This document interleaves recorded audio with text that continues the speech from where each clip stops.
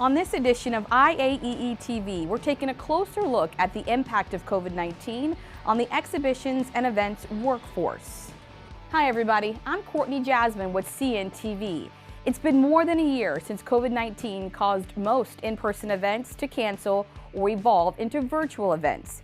That seismic shift is causing waves of concern about having enough experienced labor to take on in-person events of all sizes as they begin to move forward later this year.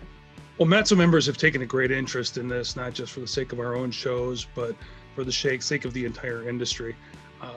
We want to ensure that all shows, no matter what size, have access to experienced labor once we get back out of this thing.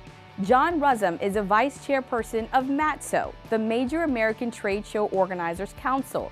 John, along with MATSO chairperson Mark Bogdansky, are bringing awareness to the issue. The challenge right now is that we're seeing that a lot of cities, when they closed their trade shows and they closed the opportunity for mass gatherings, which every city did, a lot of the people that were working in unions or working in trade shows in some capacity had to find other jobs.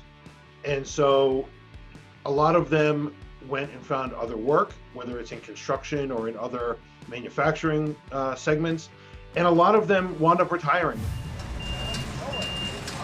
To help make sure there's enough behind-the-scenes professionals to fill the needs of small and large events, MATSO is helping start that dialogue. The biggest consideration right now is to be part of the conversation, and that's what MATSO is working on doing, is talking with the general service contractors and the labor unions and to each other.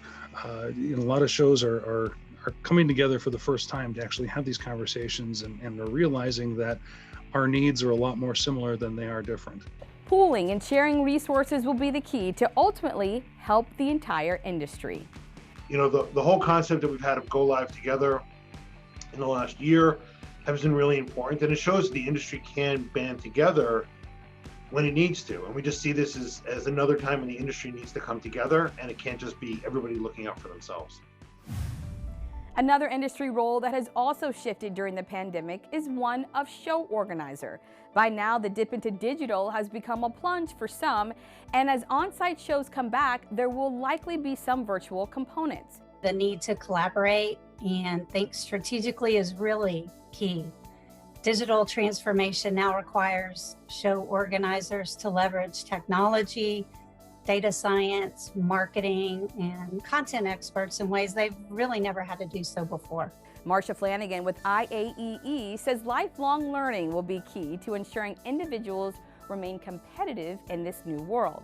I follow the World Economic Forum regarding work trends, and I remember an article back from 2017 that said 35% of the skills that workers will need, regardless of their industry, will have changed by 2020. And that was before the pandemic hit. I can only imagine what that figure might be today. I think the pandemic has really sped up what many learning professionals are calling a reskilling revolution. IAEE is holding small member meet sessions to discuss the pressures professionals are feeling and the skills needed to succeed. Immediate training concerns obviously have been revolving around safety and health considerations, digital transformation, and mental health. I do believe mental health training will continue to be a need with emotional intelligence and working remotely skills. I think flexible work is here to stay, and people who manage others will need to stay on top of ways in which they can keep their employees engaged, valued, and empowered. Whether you're on the organizer or supplier side, the need for skilled labor will increase and competition will be fierce.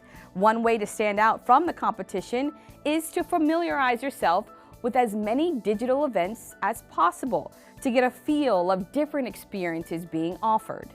They are definitely going to need digital literacy.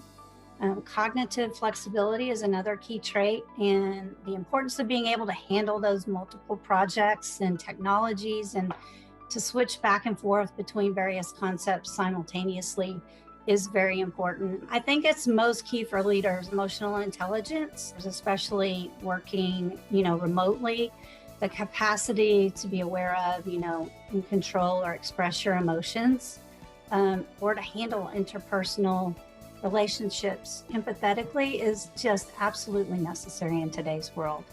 From workforce ready assessments to professional designations, IAEE has you covered.